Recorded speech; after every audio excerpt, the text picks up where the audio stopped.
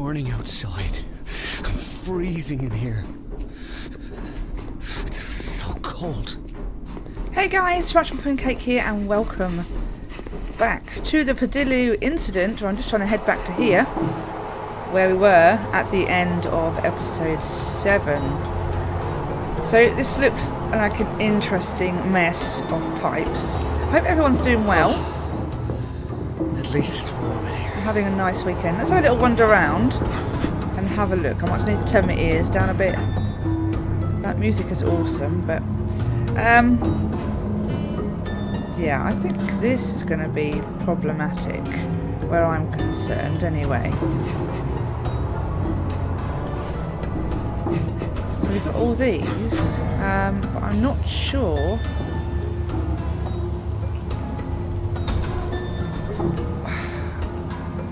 what we've got to do as such. I know we've got to put the fire out.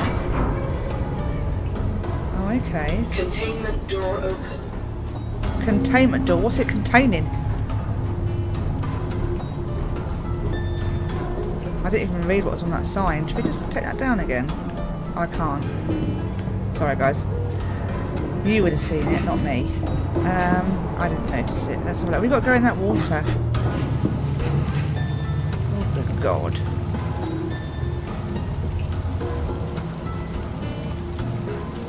This is the way, step inside, really?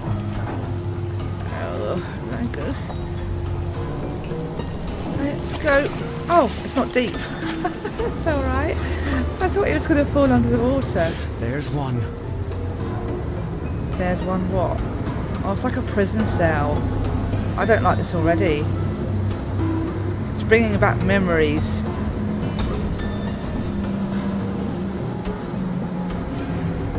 Nothing I can do with them. Okay, let's turn it.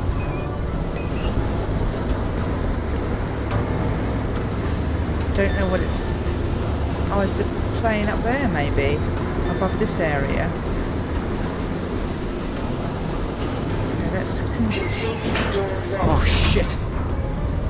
Oh God. Stanley, oh, it's working. I know you can hear me. It's working. Come back to me, Stanley. Don't leave. Don't leave me, please. Come back. We won't leave you. Okay. There is a way that seems right to a man, but its end is the way to death. Not a fan. I love the ice and all this. It looks all furry. Keep going, Stanley. The valve. Almost finished.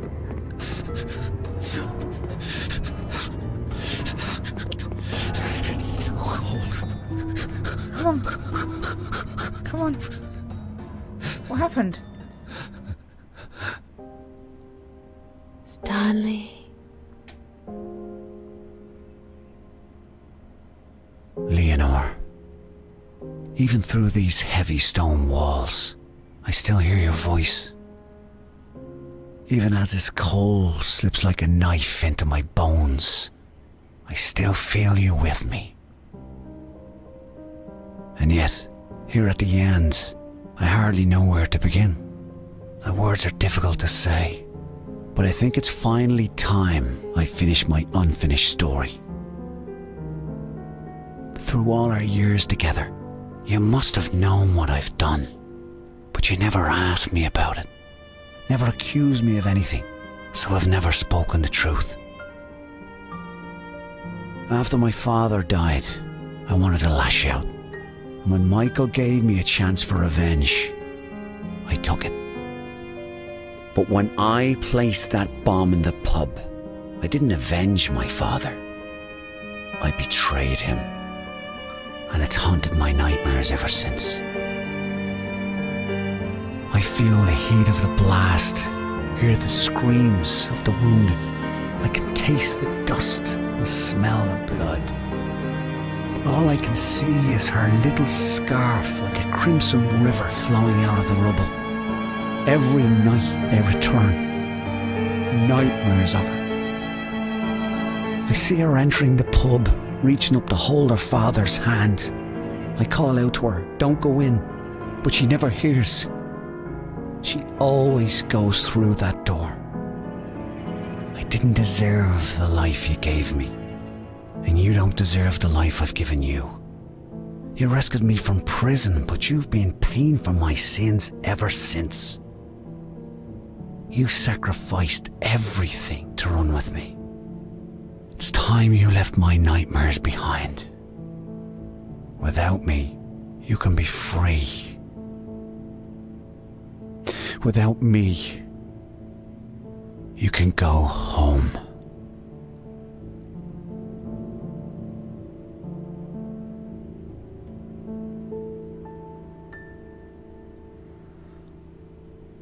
Okay. I can't turn my head all the way around. I thought that was like nearly like the end. I can't actually move my head. I can't move. Okay, let's spin this.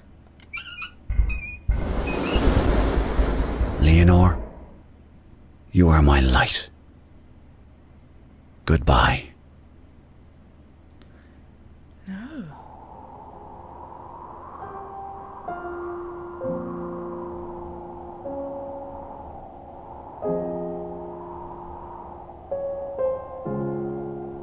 Go ahead, Rescue 1. We have one survivor. Patient is female. She's slightly hypotensive at 90/60. Respiratory rate is 14 and O2 stats are good in the 90s. We've immobilized her leg and started warming measures. She's pretty blue, but she's still with us.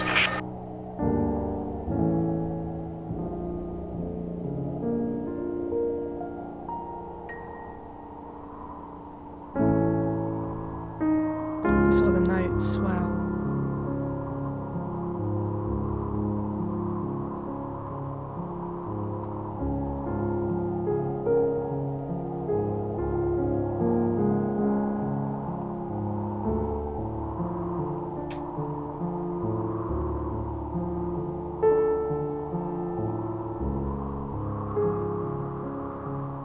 Was she that close?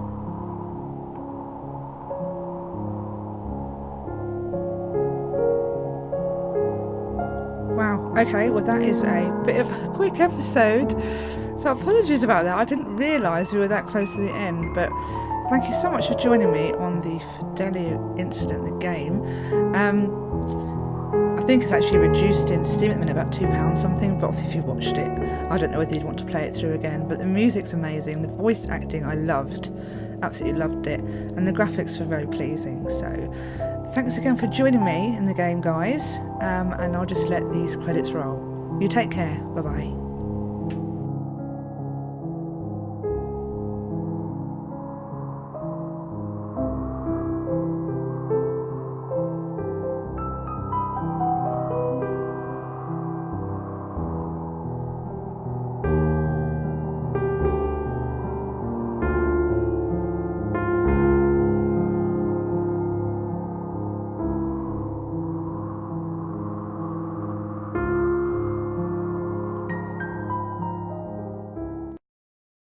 Molly and I snuck out to a party tonight. It was in full swing by the time we got there, meaning all the boys were bollocksed. Well, not all. We weren't there long when this beautiful lad hands me a beer and said his name was Cullen. He was tall with bright green eyes and he wore neon-coloured runners. I asked him if it was his party. He shook his head and said that he knew it was my party. Then he turned and waved his hand around like he was the great fucking Gatsby. And the first thing we saw was Stanley Whittaker throwing up in the kitchen sink. I laughed and said he could have his party back. We blathered for a while and we were really getting on when Stanley Whittaker stumbled over and asked Colin if he ever wore those shoes outside. And before I could tell him to fuck off, Stanley asked Colin if he knew I was the daughter of Michael O'Shea. I felt my legs go numb. Colin couldn't get away from me fast enough. Molly and I were at Rory's pub when in walked Stanley Whittaker. I picked up my pint and walked over to meet him in the middle of the room. When he saw me coming, his eyes lit up with this big, beautiful, goofy smile. I threw him a drink in his face. Then I grabbed him by his collar and I told him to keep his big trap shut about my father. Stanley blinked away the bear and said he was only looking out for me because Mr. Fancy Shoes was just too good looking and that I should have a plain fella so everyone would notice the beautiful woman. He said I was luminous. Then he said people would also know that I'm brave. God knows why, but I laughed and I asked him, "Oh, why am I brave?" "Oh, you'd have to be," he said, "to be seen with a bloke like me." Well, the entire pub burst into laughter.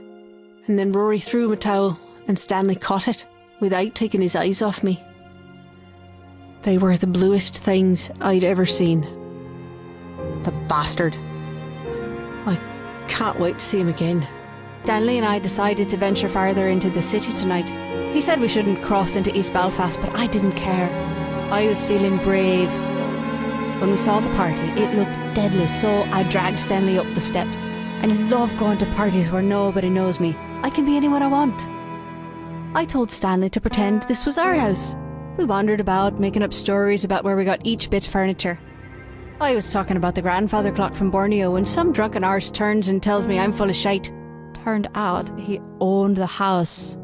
Then he asked us where we came from. A crowd started to gather, and the wrong answer could have spelled trouble. Stanley threw his arm around the man and said, "We're from Texas, America." And the man's face lit up. He loved America.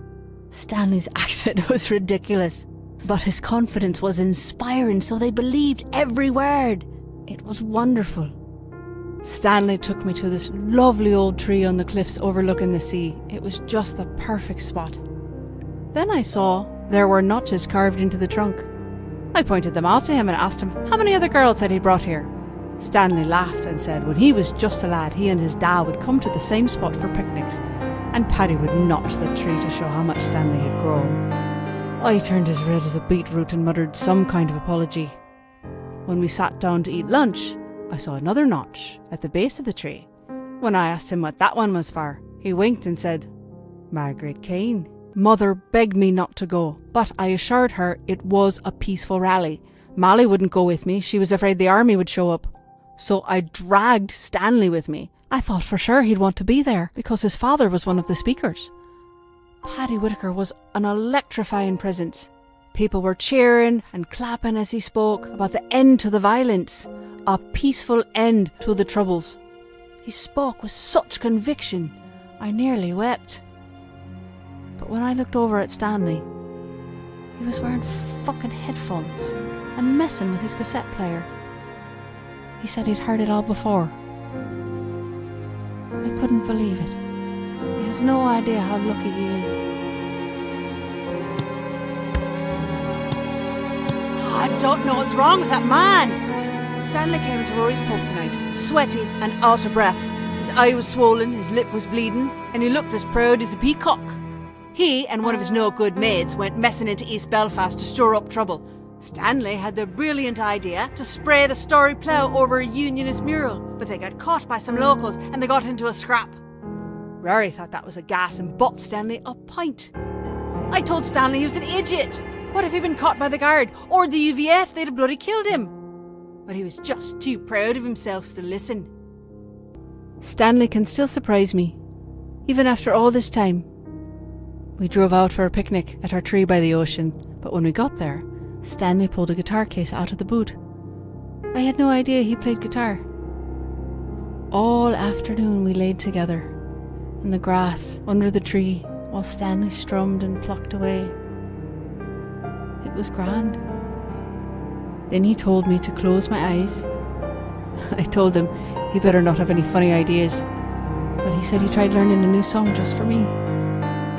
After a few bars, it started to sound familiar, but I couldn't stop myself from kissing him before he could finish the song. I'll let him finish it for me someday. Belfast is so cold, the air feels brittle in my lungs. No matter what I do, I just can't seem to get warm. The other night at Rory's pub, I asked Stanley if he'd take me someplace warm, like another country. He said that if he did, we'd never come back. But the thought of it sounded so grand. We spent the rest of the night talking about travelling to exotic lands, how we'd made people we couldn't understand, and we'd ate spicy food until our faces flushed and the sweat ran down our backs. I don't think he knew how serious I was. We should leave this broken island while we still have a chance. Mother's crying in the next room. She says it's because she's happy, but I don't believe her. My father is getting out of prison. My friends protest the unlawful imprisonments, but I wish they'd kept Michael O'Shea locked up forever. Life in prison isn't long enough for him. It would kill my mother if she ever read this. What if Michael ever read it? Would it kill him? Or would he kill me? Well, the violence didn't stop when he was on the inside, but at least when I read about something terrible in the paper, I knew my father wasn't the cause. But now, God help us all. My face hurts from trying to smile all night. I can't blame Stanley. There's no way he could have known. He's not that cruel. He knew I was named after Beethoven's opera and just assumed that I'd be a fan. But it was my father who loved the opera. He'd blast those records into the night and stagger about with a half-empty bottle, waving it in time with the music. It was terrifying. But I loved Stanley. So I gripped his hand and smiled through the entire performance. Mother Mary, Paddy has been killed. The British papers named it the Boxing Day Raid. But it wasn't a raid. Around here they're calling it the Wren's Day Massacre. 7 people shot down on the day after Christmas. I don't know what they're meeting about, and I don't want to know. They were all violent men except for Stanley's father. What was Paddy Whittaker doing there? How did he hear about the meeting? Was he trying to talk them out of whatever they were planning? I need to find Stanley. He must be going through hell. So many funerals today. I was with Stanley at his father's funeral. There was quite a crowd of people. I told Stanley his father would be proud of the turnout, but he said Paddy would just want to make a speech. The police were watching the crowd, but they didn't bother anyone. They were hidden, but I spotted them straight away. I had to help Stanley write the eulogy for Paddy, but when it came time to read it, he couldn't speak. He gripped the sides of the lectern so hard I feared it would splinter in his hands.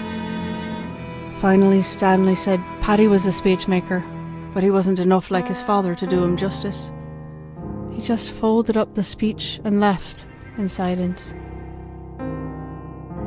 Rory hosted a wake at his pub for the victims of Wren's Day.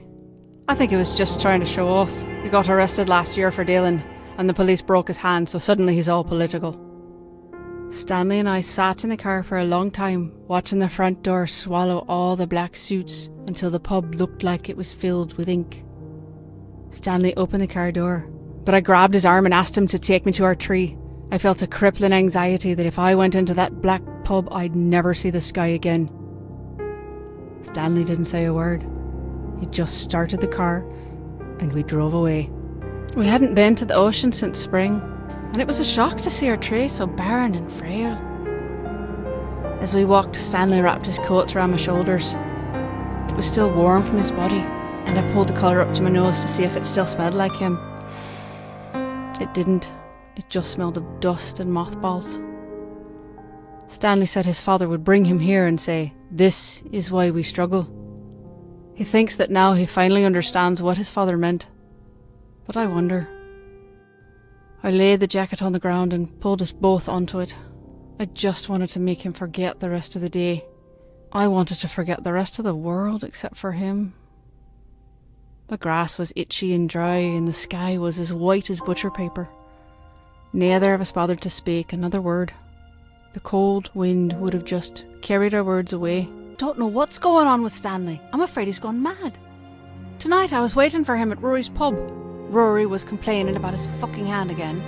When Stanley finally showed up, he looked white as a ghost. He grabbed my elbow and said we had to go. I'd been there a while, so I was in no mood to be handled. I told him to sit down while I finished my pint, but he snatched it from my hand and smashed it on the floor. Rory started shouting bloody murder, and that's when Stanley went for him. He threw himself at Rory, clutching for his throat.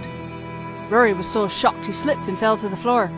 It took all my strength to pull Stanley off and drag him toward the front door. Rory stayed behind the bar, cursing all the Whittakers. I thought things were getting better. I had hoped we were moving forward. I believed in Paddy Whittaker's message. Violence can't be the answer. But now, he's gone. Rory's pub was bombed last night.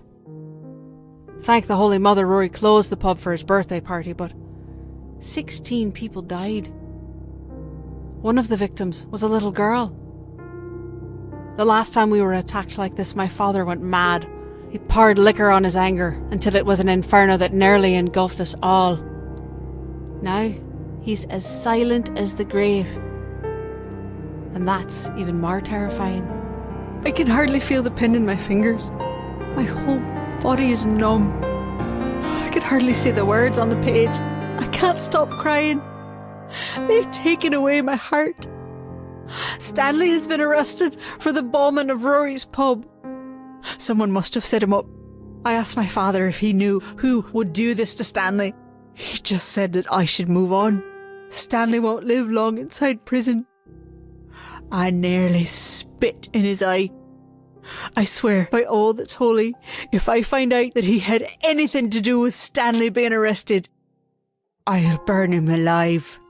I will not be a prisoner's wife. I will not become like those other empty wives, like my mother. I will not be looked after or taken care of, isolated. There is no light without him. He is my heart, and I cannot live without my heart. I'll do whatever it takes to get him out. I will not be a prisoner's wife. Everything is in place, but the air feels hollow and empty in my chest. Oh, I can hear my heart pounding in my ears. In just a few hours, life as I know it will be over. But that's only if I'm very lucky.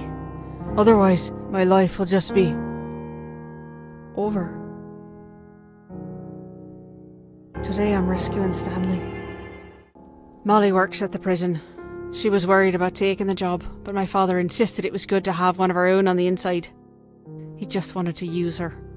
But it turns out, I'm the one putting her at risk. She got the powder inside, and there's a lad from the neighbourhood who will slip it into Stanley's breakfast. If he eats enough, the pain in his guts will be so bad they'll transfer him to the hospital. But if he eats too much, it could kill him. Until now, I never knew how much my father hated Stanley. And the man has always had his secrets, but he's never just lied to me. He tried to tell me about why Stanley was really arrested and the truth about Rory Cochrane. But I can't believe what he said about Stanley. I can't. All those people. Stanley would never. I couldn't go to my father for help. He's all for letting Stanley take the fall. But the mad bastard with me today didn't know that, so he did everything I told him, including stealing an ambulance. Molly called us about Stanley's medical transfer, which gave us a head start on the real ambulance. I looked ridiculous in the uniform, but our documents were perfect, so I kept my head up and let Stanley inspire my confidence. Even so, I nearly fainted when the guards wheeled him out on the gurney. He looked dead already. The guards loaded him on board, and I drove us away. 5 minutes out, and the mad bastard dosed both the guards with anaesthesia. And just like that, Stanley was free.